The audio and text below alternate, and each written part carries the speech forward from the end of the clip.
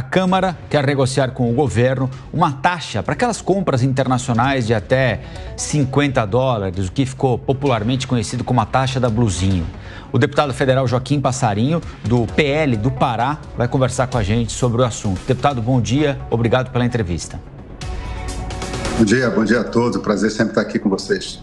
Deputado, o senhor imagina que nós estamos caminhando para o meio termo, e nem a isenção total e nem a taxa total? Creio que sim. Nós estamos tentando fazer esse diálogo há mais de um ano com o governo.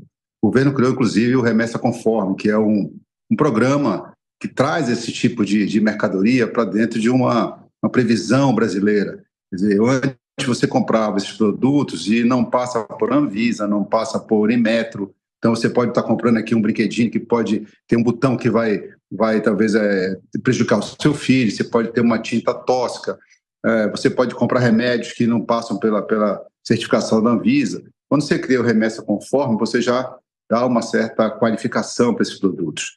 Fora isso, tem duas indústrias que nos preocupam muito, que é a indústria têxtil e a indústria calçadista. Essas estão sendo muito atingidas, porque até antes da pandemia, essas compras elas eram compras irrisórias, tanto que você vê que essas compras é por CPF. A ideia dessa regulamentação do governo foi para presentes, para que você começasse, um professor pudesse comprar um livro lá fora, você pudesse remeter alguma coisa para um parente, mas da pandemia para cá se tornou uma avalanche, né, prejudicando a indústria brasileira. Então a ideia é que a gente possa normatizar isso. O que a gente defende é a isonomia. Ninguém está pedindo aqui criação de imposto, nós queremos isonomia. Nós queremos o mesmo tratamento para a indústria nacional, para a indústria de fora. E até para acabar com talvez esse discurso mais populista, né, de que nós estamos querendo proibir compra de pobre, nós podemos, inclusive, deixar uma certa quantidade de compra realmente sem impostos, até $50 por CPF, mas teria que ser CPF para CPF. Né? Você não pode deixar que um CPF passe 1.000 compras, até porque quem acaba comprando dessas plataformas não é o pobre, é a classe média alta que está se usando isso em detrimento do emprego, da geração de imposto aqui dentro. Agora, deputado, as empresas nacionais, com destaque para esses setores que o senhor destacou, o têxtil e o calçadista, defendem a chamada isonomia tributária, que é justamente isso que o senhor estava explicando também. Na semana passada, o presidente Lula disse que o fato de se acabar com uma isenção vai afetar principalmente a população mais pobre, o consumidor mais pobre.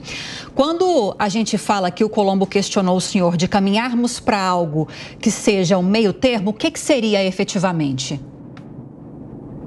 Bom, nós fizemos, inclusive, uma proposta para o relator de que, se a gente pudesse ter nessa proposta a taxação para dar isonomia, vou dizer, não quero taxar mais do que cobra aqui dentro, mas por CPF, você deixasse um certo valor, uma certa quantidade restrita por ano, você teria condição de fazer duas coisas. Primeiro, equilibrar e trazer para a isonomia essa disputa, porque nós não queremos privilégio para a indústria nacional, mas nós precisamos ter, pelo menos, isonomia. Nós não podemos matar os empregos impostos aqui em detrimento desses produtos feitos lá fora. E, ao mesmo tempo, para nos dizer que, para acabar com esse discurso populista, nós podemos dizer, por CPF, cada pessoa poderia comprar 2, 3 presentes por ano, até $200, até um certo valor, e podemos discutir, debater sobre esse assunto.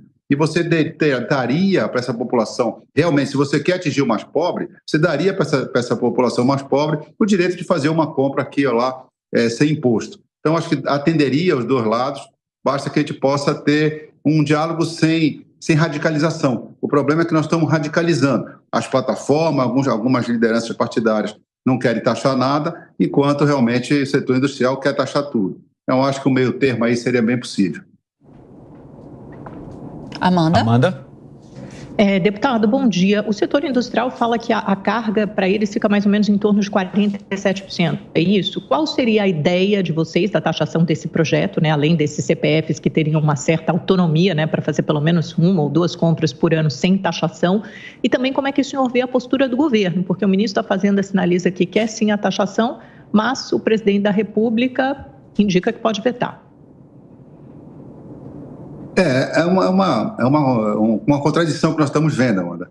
Nós estamos vendo o governo trabalhando a favor da taxação e principalmente o partido do governo, o PT, trabalhando contra, não querendo o peso político disso. Isso há um peso político, não há dúvida, mas governar é tomar decisões. Então, o que está entravando no Congresso, principalmente, é essa diferença de posições entre o governo, entre a área econômica do governo e o partido do governo, e levando com que a base do governo não queira acompanhar se o Partido dos Trabalhadores não for junto. Então, acho que nós podemos manter a taxa de importação no valor máximo para aqueles produtos que não estiverem no remessa conforme e todo aquele que vier pelo remessa conforme, que já paga ICMS, que já tem toda a certificação do governo brasileiro, ele possa ter uma taxa menor. Se fala em alguns valores, já se falou em 45%, já se falou em 30%, que seria metade, nem o zero, nem os 60%, enfim, trabalhar numa taxa mediana desde que esse produto venha através do programa Remessa Conforme, que passa sobre toda a fiscalização do governo brasileiro sobre qualidade. Beraldo. Bom dia.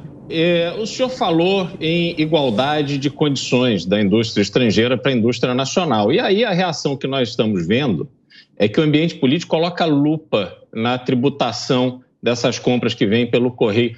Não seria muito mais produtivo e muito mais adequado para o futuro do Brasil que a igualdade de condições entre a indústria nacional e a indústria de fora se desse através de uma reforma que pudesse promover um custo de emprego mais baixo, uma infraestrutura mais eficiente, aumento da competitividade da nossa indústria, ao invés de simplesmente trabalhar o protecionismo? Pois é, eu acho que é isso que você colocou. Se nós pudéssemos não taxar também os produtos produzidos no Brasil até $50, até R$250, esse seria o ideal. Você tira a carga de cima da indústria nacional e ela vai competir com a indústria estrangeira. Essa seria o ideal para nós.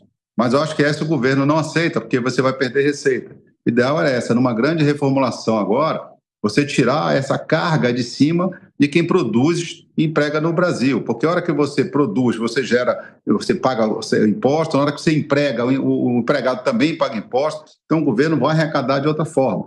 A ideia que nós começamos a falar, é sobre isonomia. Se nós pudéssemos tirar um pouco da carga de quem produz no Brasil e taxar uma certa forma de fora, o que nós pedimos é isso, isonomia. Se essa isonomia for retirando carga tributária da indústria nacional, esse é o ideal que nós estamos procurando. Que a gente possa atender ao cidadão carente, que possa fazer também essa compra, já que ele não pode fazer viagem ao exterior, mas que a gente possa dar essa liberdade de concorrência. Nós só temos concorrência leal se não houvermos parâmetros iguais. Conversamos com o deputado federal Joaquim Passarinho, do PL do Pará. Deputado, muito obrigado pela entrevista e boa semana ao senhor. Obrigado.